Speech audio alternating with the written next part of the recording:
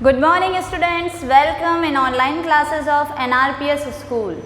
NRPS School की online कक्षा में आपका स्वागत है। बच्चों, हमारा दूसरा पार्ट चल रहा है तंतु से वस्त्र तक।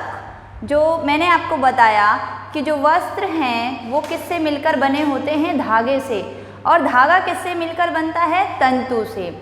और ये जो तंतु हैं इनके स्रोत जो हैं वो अलग अलग हैं। कुछ तंतु प्राकृतिक तंतु होते हैं जो पेड़ पौधों और जंतुओं से प्राप्त होते हैं। कुछ तंतु जो होते हैं वो संश्लिष्ट होते हैं जिन्हें रसायनों की सहायता से प्रयोगशालाओं में बनाया जाता है। तो जो तंतु हैं इस अपने प्राप्ति के स्रोत के आधार पर दो प्रकार के हो गए। फिर देखो बच्चों, सबसे पहले बेसिक चीज़ क्या है कि जो तंतु है उससे क्या बनेगा? धागा बनेगा। और धागा जो है धागे से फिर क्या बनता है? वस्त्र बनता है। अब मैंने आपको समझाया कि पिछले लेक्चर में कि जो तंतु है, तंतु से धागे का निर्माण जो होता है उसे हम कहते हैं कताई। क्या कहते हैं? कताई करना। ठीक है। और जो कताई की प्रक्रिया है वो होती है हस्ततकुआ से होती है, जिसको तकली भी कहते हैं, और दूसरी होती है उससे चरखे से। ठीक है बच्चों। तो देखो, इस कताई के अंदर क्या किया जाता है? जो तंतु होते हैं उनको खींच कर लंबा किया जाता है और साथ में उनको ऐंठते रहते हैं। तो ऐंठने की वजह से वो जो तंतु है वो पतला होता जाता है और तंतु जो हैं 5-6 तंतु बिल्कुल निकट आ जाते हैं, जिससे धागे का निर्माण होता है। आज हम बच्चों पढ़ेंगे धागे से जो मतलब आपको ये समझ में आ गया कि कताई किसे कहते हैं? कताई कहते हैं तंतु से धागा बनाने की प्रक्रिया को हम क्या कहते हैं? कताई कहते हैं। और कताई में कौन से जो युक्तियां हैं वो काम आती हैं? वो है हस्ततकुआ या चरखा। आजकल मशीनों की सहायता से भी कताई का कार्य किया जाता है। अब बच्चों, आज हम पढ़ेंगे धागे से वस्त्र बनाना। ये वाली प्रक्रिया, धागे से वस्त्र बनाना। देखो बच्चों, धागे से जो वस्त्र बनाने की प्रक्रिया है उसमें दो प्रकार की प्रक्रियाएं होती है। एक तो बुनाई और दूसरी होती है बंधाई। बुनाई और बंधाई। ठीक है। तो धागे से वस्त्र बनाने की प्रक्रिया में बुनाई और बंधाई दो मेथड जो हैं, दो तरीके जो हैं वो कार्य करते हैं। धागे से वस्त्र बुनाई, देखो बुनाई के अंतर्गत ऐसा बताया गया है कि धागे के 2 सेट होते हैं। ठीक है। और धागे के 2 सेटों को आपस में व्यवस्थित किया जाता है और वस्त्र का निर्माण किया जाता है। तो उसे हम कहते हैं बुनाई करना। तो बुनाई की प्रक्रिया में क्या होता है? धागों के 2 सेटों को व्यवस्थित करके, आपस में व्यवस्थित करके वस्त्र का निर्माण किया जाता है, जिसे हम क्या कहते हैं? बुनाई की प्रक्रिया कहते हैं।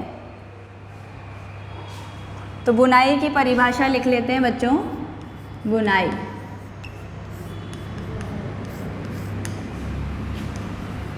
धागे के 2 सेटों को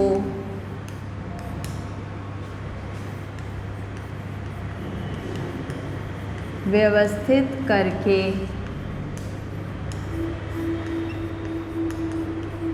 वस्त्र निर्माण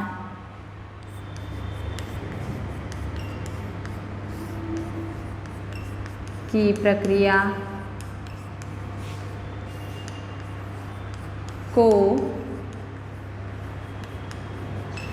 बुनाई कहते हैं। तो धागों के 2 सेटों को व्यवस्थित करके वस्त्र निर्माण करने की प्रक्रिया को हम क्या कहते हैं बच्चों? बुनाई कहते हैं। देखो बच्चों, इसके अंदर एक क्रियाकलाप भी दे रखा है। जैसे आप 2 पेपर ले लो, अलग अलग कलर की शीट्स ले लो, उसके ऊपर लगाओ और उनकी आपस में क्या करो? कटिंग कर दो, किनार से कटिंग करो। और फिर जैसे एक ब्लू कलर का पेपर है उसको मोड़ो, दूसरी तरफ से येलो को मोड़ो, ब्लू से को मोड़ो। तो इस तरीके से क्रियाकलाप जो दे रखा है आप पढ़ लेना। इसमें क्या होता है? अलग अलग पैटर्न बन जाता है, कलर का पैटर्न बन जाता है। तो इसी तरीके से दो पेपरों को जैसे सेट करके हमने एक पैटर्न बना लिया, वैसे ही 2 धागों के सेट को जो हम क्या करते हैं, व्यवस्थित करके वस्त्र का निर्माण करते हैं। इसी ढंग से 2 सेटों को बुनकर वस्त्र बुने जाते हैं। धागे वास्तव में कागज़ की पट्टियों की तुलना में बहुत पतले होते हैं। वस्त्रों की बुनाई जो है वो करघों की सहायता से की जाती है। करघे होते हैं बच्चों, और करघे जो हैं वो 2 प्रकार के होते हैं। एक तो हस्त प्रचालित होते हैं जो हाथों से चलते हैं, और दूसरी तरह के जो होते हैं वो विद्युत प्रचालित होते हैं जो विद्युत के द्वारा चलते हैं। तो इनका उपयोग किसकी तरह से किया जाता है, करघों के, इनका जो बनाए जाते हैं ये किसकी सहायता से बनाए जाते हैं, करघों की सहायता से बनाए जाते हैं। ठीक है, तो हम लिख सकते हैं बुनाई का कार्य, बुनाई का कार्य करघों की सहायता से किया जाता है। किसकी सहायता से, करघों की सहायता से। करघे हस्त प्रचालित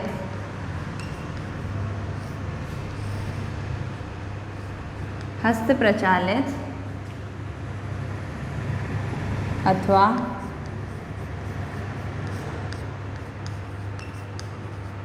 विद्युत प्रचालित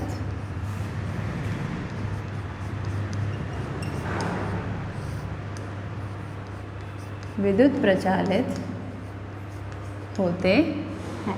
तो जो हस्तकरघे होते हैं वो जो या तो हस्त प्रचालित होते हैं करघे, या फिर विद्युत के द्वारा इनको चलाया जाता है। अब देखो बच्चों, आप लोगों ने देखा होगा अपनी मम्मी को स्वेटर्स वगैरह बुनते हुए, है ना, बुनाई देखो, ठीक है।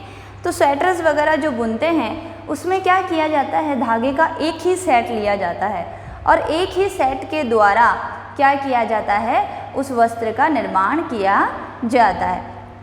या फिर हम कभी अपना फटा हुआ मोजा है उसका एक धागा खींचें तो हम देखेंगे वो एक धागा हम खींचते जाएंगे, पूरा का पूरा मोजा जो है वो उधड़ जाएगा।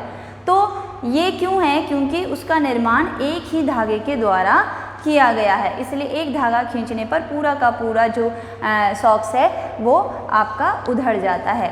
तो इस तरीके जिसमें एक ही धागे का प्रयोग किया जाता है उसे कहते हैं हम बंधाई। ठीक है, उसे कहते हैं बंधाई का कार्य। वस्तुएं ऐसे बुनाई द्वारा बने वस्त्रों से बनाई जाती है। इस प्रकार की बुनाई हाथों से या मशीनों द्वारा की जाती है, जो एक ही सेट के द्वारा होती है। इस तरह की बुनाई हाथों से या मशीनों की सहायता से की जाती है। अब ये दोनों प्रकार की बुनाई का उपयोग विभिन्न प्रकार के वस्त्रों के निर्माण में किया जाता है। इन वस्त्रों का उपयोग पहनने की विविध वस्तुओं को बनाने में होता है। जो अलग अलग वस्तुएं हम पहनते हैं, स्वेटर, सॉक्स, कैप वगैरह, तो उसमें इसका उपयोग किया जाता है। ठीक है बच्चों, तो आपको ये चीज़ समझ में आई कि आपको ये बात समझ में आई होगी कि जो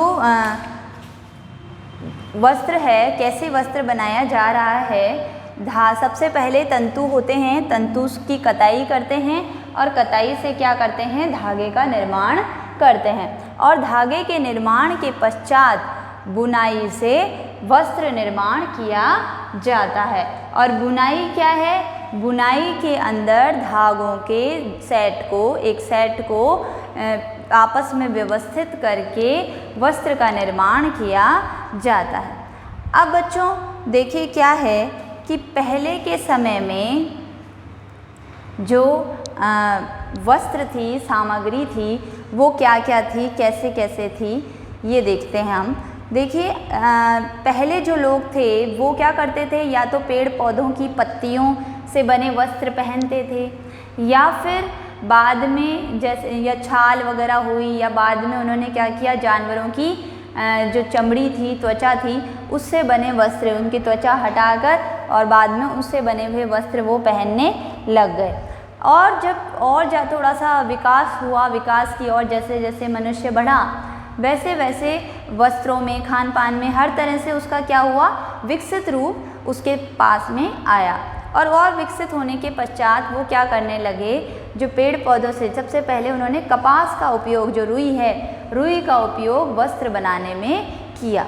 अब रुई का उपयोग वस्त्र बनाने में वो करने लग गए, खेती करने लग गए रुई की, और उससे वस्त्र बनाने लग गए। परंतु जो रुई से बने वस्त्र थे, वस्त्र तो उन्होंने बना लिए, परंतु क्योंकि सुई का आविष्कार नहीं हुआ, इसलिए सिलाई वो नहीं करते थे।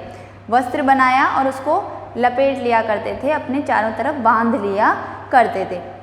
फिर जब और प्रगति हुई और सुई का जब आविष्कार हो गया, तो उसके बाद में मनुष्य ने तरह तरह के वस्त्र बनाने और सिलने लगा, कि वस्त्र बना के वो अलग अलग तरह की कटाई करके उसको सिलता था।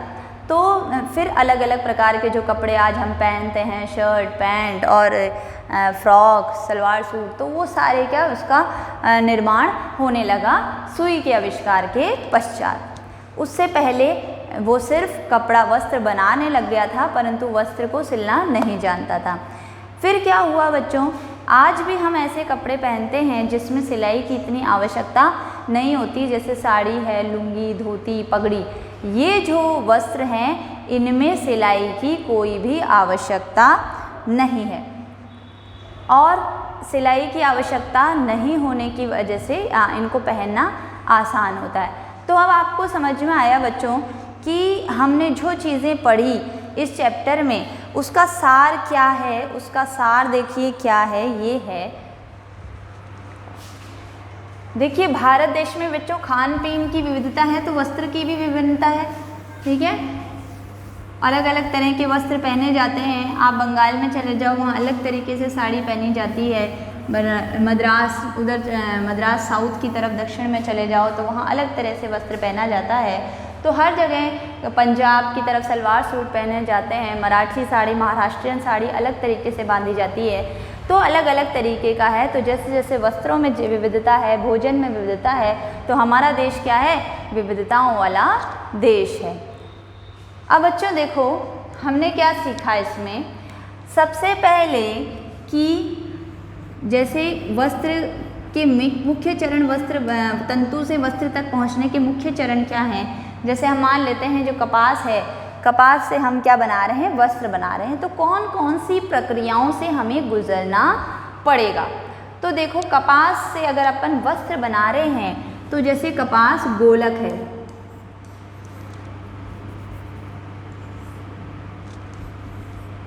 कपास गोलक है, और कपास गोलक से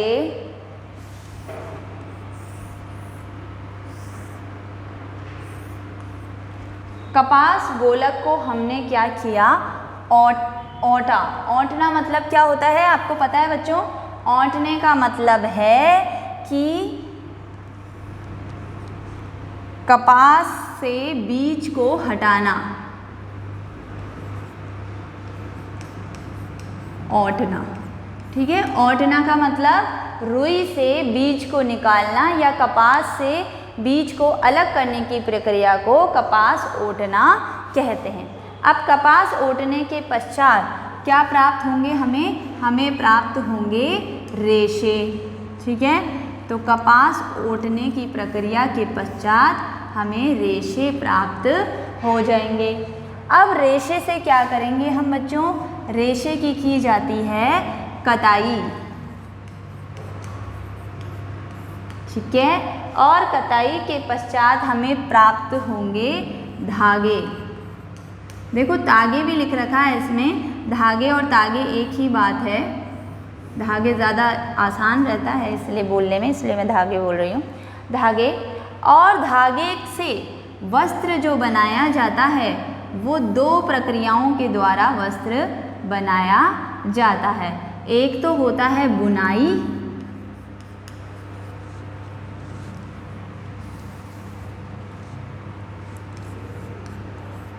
बुनाई, और एक होती है बंधाई। बुनाई और बंधाई। और इससे क्या प्राप्त हो जाएगा बच्चों? इससे बन जाएंगे हमारे वस्त्र। ठीक है, तो ये मुख्य प्रक्रियाएं हैं जो हमारे वस्त्र निर्माण में सहायक है। जो वस्त्र निर्माण करने में जो जो प्रक्रियाएं काम में आती हैं वो सारी एक साथ आपको समझ में आई कि कपास गोलक है, कपास गोलक से बीज को एक अलग करके रेशे प्राप्त किए जाते हैं। रेशे को क्या किया जाता है? खींचकर लंबा करते हुए ऐंठते हैं और इस प्रक्रिया में ऐंठते हैं और धागे का निर्माण होता है, जिसे कहते हैं हम कताई। कताई में दो प्रक्रियाएं आती है, बंधाई और बुनाई। और बंधाई में क्या होता है? धागे के एक सेट को व्यवस्थित करके वस्त्र का निर्माण किया जाता है। और बुनाई के अंतर्गत धागे के एक ही धागे से वस्त्र का निर्माण किया जाता है। अब और हमने क्या पढ़ा बच्चों? और हमने पढ़ा कि जो कताई है, कताई में कौन से युक्तियों से कताई होती है?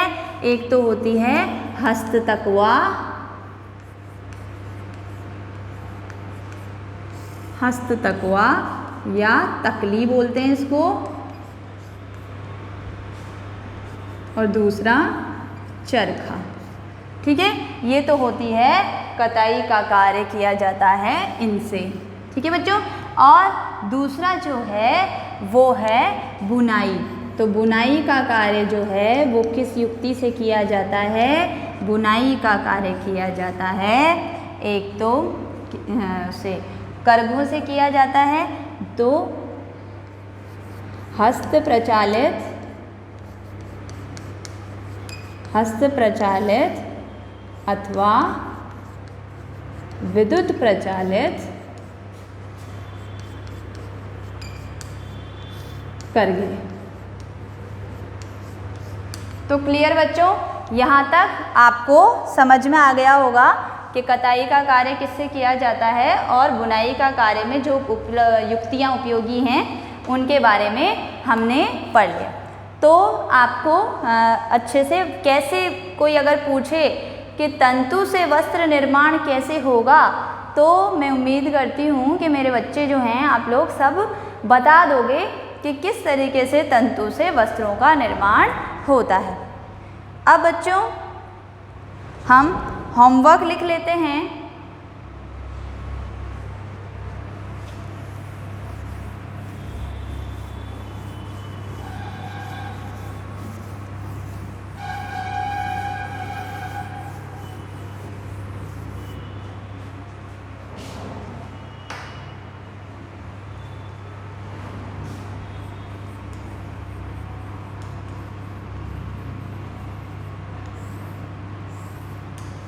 होमवर्क देखो बच्चों, उम्मीद कर रही हूँ कि जो भी काम आपको दिया जा रहा है आप रेगुलर उस काम को कर रहे हो, है ना। क्योंकि कभी भी आपकी कॉपीज़ जो हैं, जब भी आप स्कूल खुलेगी तो आपकी कॉपीज़ उसी दिन सबमिट करानी है, आपको स्कूल में देनी है। इसलिए काम जो है वो आप डेली करते रहें और साथ में लर्निंग का काम भी करते रहें।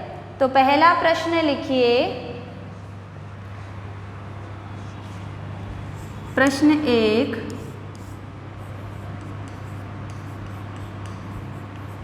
बुनाई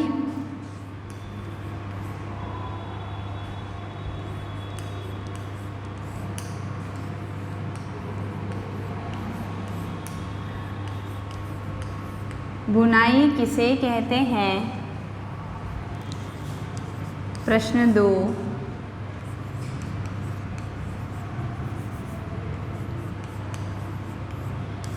बुनाई में प्रयुक्त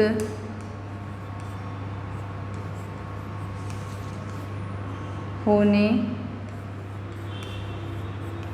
वाले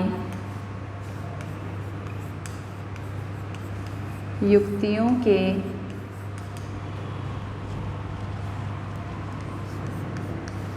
नाम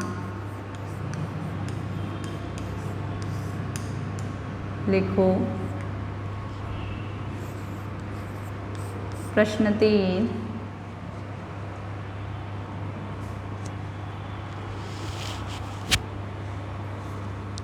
प्रश्न 3 है खादी एवं ग्रामोद्योग आयोग खादी एवं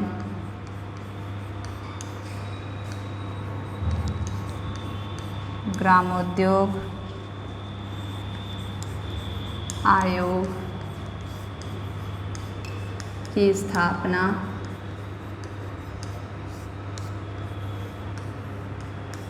कब